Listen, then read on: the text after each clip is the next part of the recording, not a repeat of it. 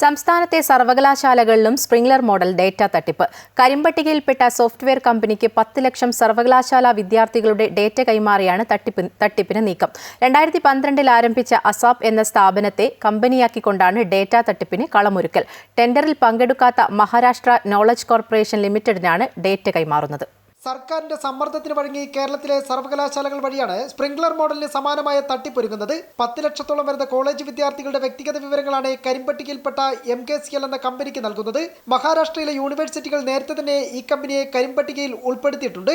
സർക്കാർ സ്ഥാപനമായ അസാപ്പിനെ കൂടി ഇടനിലക്കാരനാക്കിയാണ് തട്ടിപ്പ്. അസാപ്പിനാണ് കെയറിപ്പ് എന്ന പേരിൽ ഒരു പുതിയ സോഫ്റ്റ്വെയർ നിർമ്മിക്കാൻ അനുമതി നൽകിയിട്ടുള്ളത്.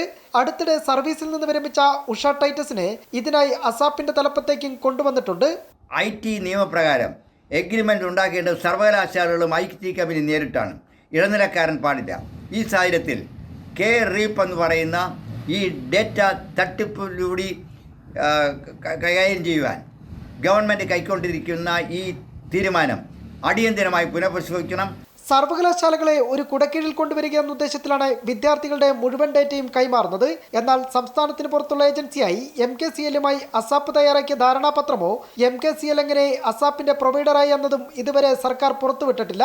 C-DIT, Tata consultancy service, IIT Chennai തുടങ്ങിയ സ്ഥാപനങ്ങളെ മറികടന്നാണ് തട്ടിപ്പ് നീക്കമെന്നതും ശ്രദ്ധേയം.